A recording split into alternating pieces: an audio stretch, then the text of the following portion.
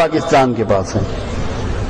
آج جو missile technology ہے وہ آج کے 3 ہیں، اور اللہ کے فضل و کرم سے اتنی سوفسٹیکیٹڈ ہیں وہ ہمارے پاس، اتنی اعلیٰ نسل کے ہیں کہ دنیا میں کسی اور کے پاس آج نہیں ہے، نہ کوریا کے پاس اور نہ امریکہ کے پاس.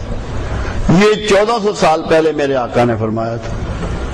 تو یہ کیا آپ کے لیے نشاندہی نہیں ہے کہ کل آپ کو امت کی لیڈرشپ ملنی ہے، کل آپ کو قوت ملنی ہے، اور تم طاقتور ہو؟ طاقت کی علامت تیروں کو قرار دیا میرے آقا نے. کیا یہ علامت نہیں ہے؟ پھر آپ دیکھیں کہ دنیا کا واحد خطہ، واحد ملک، کون سی نعمت ہے جو دنیا میں کہیں وجود رکھتی ہے اور پاکستان کے پاس نہ ہو؟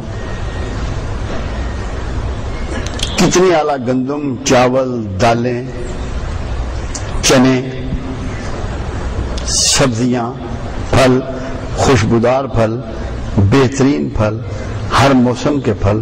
آپ گلیوں میں نکل جائیں، سڑکوں پہ نکل جائیں، ڈھیروں کے ڈھیر، بہترین گوشت، بہترین کپڑا، بہترین جوتا، اسباب دنیا جو گھروں کا سامان ہے.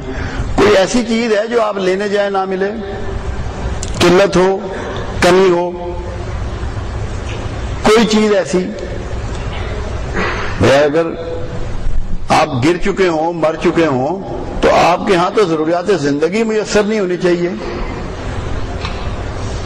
جو ملک اس اسٹیج پہ چلے جاتے ہیں ان کے ہاں تو نہ پھل ملتے ہیں، نہ فصلیں ملتی ہیں، نہ گوشت ملتا ہے، نہ انڈا ملتا ہے. تو آپ کے ہاں تو پنجابی میں کہتے ہیں رول ہے. کتنے نصیبوں والے ہیں آپ. اور پھر کمال کی بات یہ ہے آپ صرف کھاتے نہیں ہیں، کھلاتے بھی ہیں. یہ بڑے بڑے امیر ممالک ہیں نا، وہاں کوئی کسی کو کھلاتا نہیں ہے. میز پہ بیٹھ کے 2 یار بھی بیٹھے ہیں تو اپنا اپنا کھاتے ہیں. تو آپ کو تو اللہ نے یہ بھی کوالٹی دی ہے کہ آپ کھلاتے ہیں. اتنا کرم ہے آپ پر. اور کون سا منرل ہے، جپسم ہو، چونا ہو، کوئلہ ہو، ہر چیزیں آپ کے یہاں میسر ہیں. پانی میسر ہے، ساری نعمتیں آپ کے یہاں میسر ہیں. کوئی آپ کی کوئی چیز اٹھا کر لے جائے گا، کھیت اکھیڑ کے لے جائے گا، یہاں کے دریا لے جائے گا؟ کیا کرے گا کوئی؟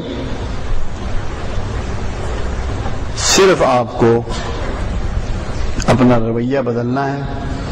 مایوسی کی جگہ امید، اور غصے کی جگہ درگزر، اور لڑائی کی جگہ صبر، اور رحمت اس کو اپنانا ہے. بالکل عام انداز میں عام زندگی گزارتے ہوئے. کوئی پاٹے خان بننے کی ضرورت نہیں ہے. کسی سے بھی کسی نظریے کی وجہ سے اختلاف کو وجہ نظر نہیں بنانا، لڑائی کی وجہ نہیں بنانا.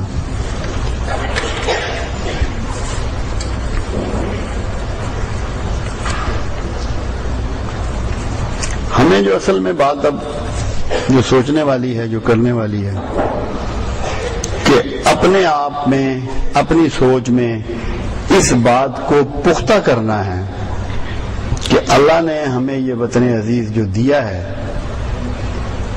اور جو ہمیں ایمان دیا ہے، ہمیں مسلمانوں کے گھروں میں پیدا کیا ہے، تو یہ اللہ کی ہم پر بہت زیادہ مہربانی اور فضل ہے.